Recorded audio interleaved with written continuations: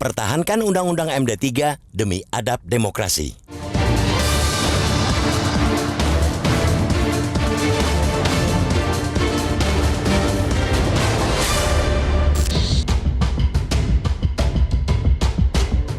Ujian bagi keadaban demokrasi belum juga usai, meski proses pemilu 2024 hampir selesai.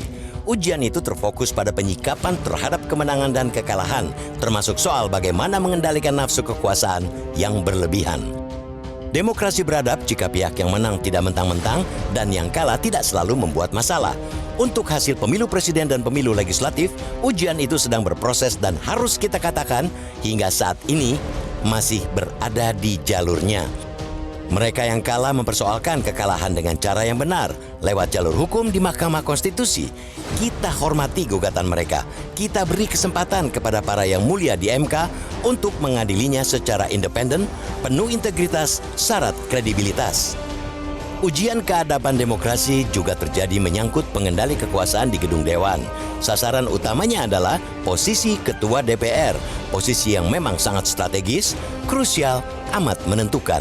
Ketua DPR penting lantaran salah satu perannya adalah menentukan agenda pembahasan dan kegiatan di DPR. Ia juga menjadi pintu masuk pemerintah ke parlemen. Karena itu, wajar jika setiap partai politik menginginkan kursi ketua DPR. Yang tidak wajar ialah jika keinginan itu diwujudkan dengan mengabaikan kepatuhan pada regulasi. Yang tidak normal ialah jika kursi DPR 1 dibarter dengan pengingkaran pada aturan. Godaan itulah yang terus muncul, terutama dari partai anggota koalisi pemenang Pilpres. Tak cukup berkuasa di eksekutif, kekuasaan di legislatif pun bila mungkin diincar juga. Tak jadi soal jika mereka yang memenangi Pilpres hendak menguasai parlemen asalkan melalui jalan demokratis yang sudah disepakati.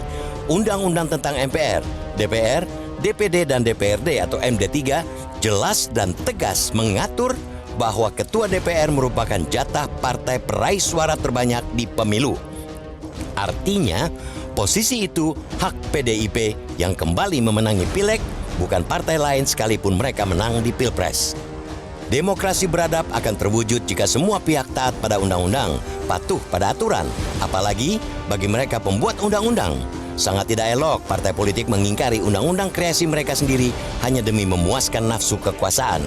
Tidaklah beradab partai yang suka-suka, semaunya mengubah undang-undang semata untuk memenuhi hasrat berkuasa.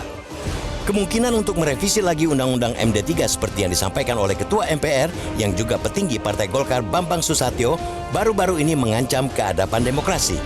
Tiada alasan untuk mengubah undang-undang itu lagi.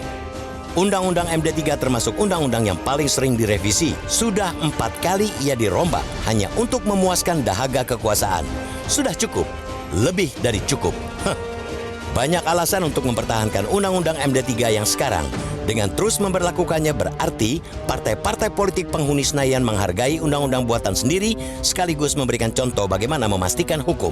Dengan tak merevisinya lagi berarti mereka memuliakan keadaban demokrasi karena salah satu ciri keadaban demokrasi ialah penghormatan kepada pemenang.